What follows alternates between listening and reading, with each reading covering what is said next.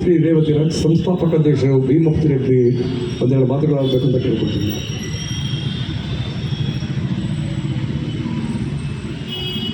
ಧನ್ಯವಾದಗಳು.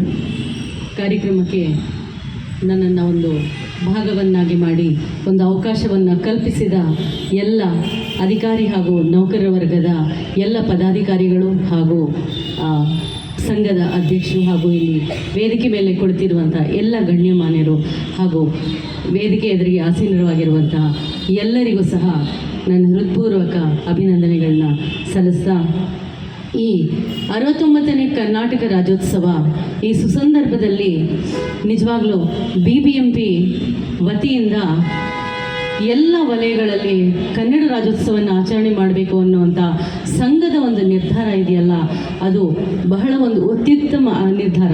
ಯಾಕೆ ಅಂದರೆ ಕನ್ನಡವನ್ನು ಉಳಿಸಿ ಬೆಳೆಸುವಂಥ ಮಹೋನ್ನತ ಜವಾಬ್ದಾರಿಯನ್ನು ಪ್ರತಿಯೊಂದು ಸಂಘ ಸಂಸ್ಥೆಗಳು ವಹಿಸ್ಕೊಳ್ಬೇಕು. ಹಾಗೆಯೇ ತಮ್ಮ ಒಂದು ಜವಾಬ್ದಾರಿಯನ್ನು ಅರಿತು ಒಂದು ಕಾರ್ಯಕ್ರಮವನ್ನು ಆಯೋಜನೆ ಮಾಡೋದ್ರ ಜೊತೆಗೆ ಕನ್ನಡ ತಾಯಿಗೆ ತಮ್ಮ ಋಣವನ್ನು ಯಾರೂ ಸಹ ಒಂದು ತಾಯಿಗೆ ಋಣ ಸಂದಾಯ ಮಾಡಲಿಕ್ಕೆ ಸಾಧ್ಯ ಇಲ್ಲ. ಆದರೂ ಸಹ ಆ ಸಾಧ್ಯವಾದಷ್ಟು ಒಂದು ಕೃತಜ್ಞತೆಯನ್ನು ಸಲ್ಲಿಸುವಂತಹ ಕೆಲಸ ಇದು ಅಂತ ಬಹಳ ಹೆಮ್ಮೆಯಿಂದ ಹೇಳ್ತೀನಿ ನಾನು. ಅದಕ್ಕೆ ಎಲ್ಲದಕ್ಕಿಂತ ಹೆಚ್ಚಾಗಿ ಕಾರ್ಯಕ್ರಮಕ್ಕೆ ಹಲವು ಹೋರಾಟಗಾರರನ್ನ ಕರೆದಿರುವಂಥದ್ದು. ಏಕೆಂದರೆ ಸಂಘ ಅಂದರೆ ಒಂದು ಪರಿಕಲ್ಪನೆ ಅಂದರೆ ಹೋರಾಟ.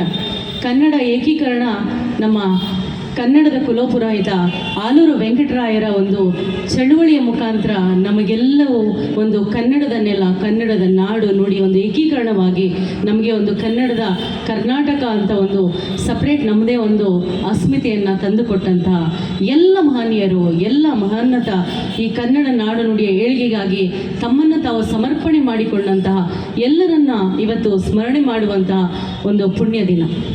ಹಾಗಾಗಿ ಈಗ ತಾನೇ ನಮ್ಮ ಕನ್ನಡ ಪರ ಹೋರಾಟಗಾರರು ಹಿರಿಯರು ಹೇಳಿದರು, ನವಂಬರ್ ಕನ್ನಡಿಗರು ಮಾತ್ರ ಆಗದೆ ಇಡೀ ನಾವು ಕನ್ನಡದ ಅಸ್ಮಿತೆಯನ್ನು, ಕನ್ನಡವನ್ನು ಉಳಿಸ್ಕೊಳ್ಳಿಕ್ಕೆ ಬಹಳ ಜವಾಬ್ದಾರಿಯುತವಾಗಿ ನಡ್ಕೊಳ್ಬೇಕಾಗತ್ತೆ. ಹೌದು, ಕರ್ನಾಟಕ ಹೇಗೆ ಅಂದರೆ ಎಲ್ಲರನ್ನ ಬಹಳ ಆತ್ಮೀಯವಾಗಿ ಪ್ರೀತಿಯಿಂದ ಬರಮಾಡ್ಕೊಳ್ತೀವಿ.